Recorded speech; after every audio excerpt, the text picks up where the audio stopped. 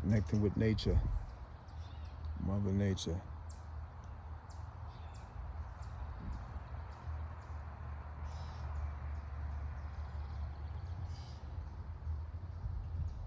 You already know, barefooted, all day in the sun, getting that cosmic energy. There's a lot of energy coming on the planet. You could use the energy to manifest, make your life better.